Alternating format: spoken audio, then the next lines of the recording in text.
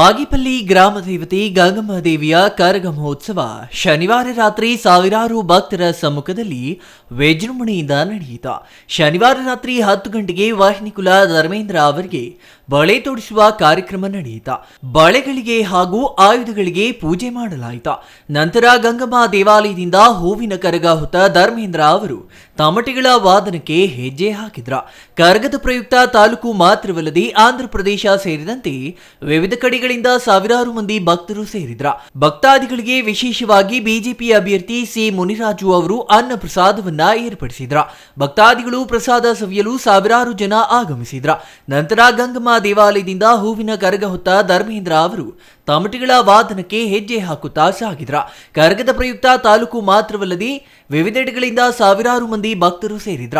ತಾಲೂಕು ಕಚೇರಿ ಮುಂದೆ ಹಾಗೂ ಪಟ್ಟಣದ ಬಾಲಕಿಯರ ಸರ್ಕಾರಿ ಶಾಲಾ ಆವರಣದಲ್ಲಿ ಏರ್ಪಡಿಸಿದ್ದ ನೃತ್ಯ ಕಾರ್ಯಕ್ರಮದಲ್ಲಿ ಕನ್ನಡ ಹಾಡುಗಳಿಗೆ ಕರಗ ಹೊತ್ತ ಧರ್ಮೇಂದ್ರ ಅವರು ದೀಪ ಹಿಡಿದು ನೃತ್ಯ ಮಾಡಿದ್ರ. ಪಟ್ಟಣದ ಮುಖ್ಯ ರಸ್ತೆಯ ಡಾಕ್ಟರ್ ಎಚ್.ಎನ್. ವೃತ್ತದವರೆಗೆ ಬೆಸ್ಕಾಂ ಯರಕಾಲುವೆ ರಸ್ತೆ, ಸಿವಿಲ್ ನ್ಯಾಯಾಲಯ, ಶಂಕರಮಠ, ಆವಲಮಂದೆ ರಸ್ತೆ, ದರ್ಗಾ ವೃತ್ತ, ಅಂಬೇಡ್ಕರ್ ಕಾಲೋನಿ, ಗೂಳೂರು ರಸ್ತೆ, ವಾಲ್ಮೀಕಿ ನಗರ, ಕಾರ್ಮಿಕರ ಬಡಾವಣೆ, ಕೊತ್ತಪಲ್ಲಿ ರಸ್ತೆ, ನೇತಾಜಿ ವೃತ್ತ ಹಾಗೂ ಸಂತೆ ಮೈದಾನದ ರಸ್ತೆಗಳಲ್ಲಿ ಹೂವಿನ ಕರಗ ಮೆರವಣಿಗೆ ಮಾಡಲಾಯಿತು.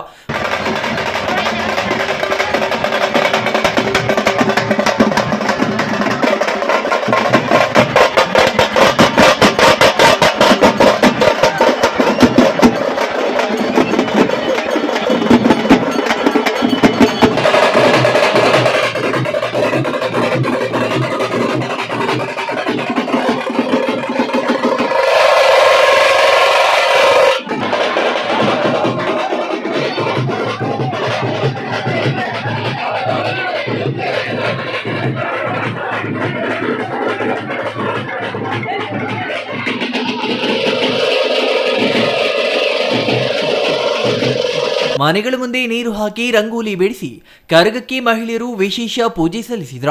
ಹೂವಿನ ಕರಗದಲ್ಲಿ ಬಾಗೇಪಲ್ಲಿ ಶಾಸಕ ಎಸ್.ಎನ್. ಸುಬ್ಬಾರೆಡ್ಡಿ ವಿಶೇಷ ಪೂಜೆ ಸಲ್ಲಿಸಿದ್ರ. ಬಿಜೆಪಿ ಅಭ್ಯರ್ಥಿ ಸಿ ಮುನಿರಾಜು ಅವರು ಮುಖಾಮುಖಿ ಭೇಟಿಯಾಗಿ ವಿಶೇಷ ಪೂಜೆಯಲ್ಲಿ ಭಾಗಿಯಾದ್ರ. ಪರಸ್ಪರ ಕೈ ಮುಗಿದ್ರ.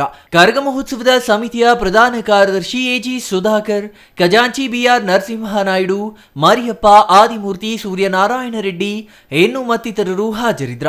Ganesh R, CTV news, Bagepalli.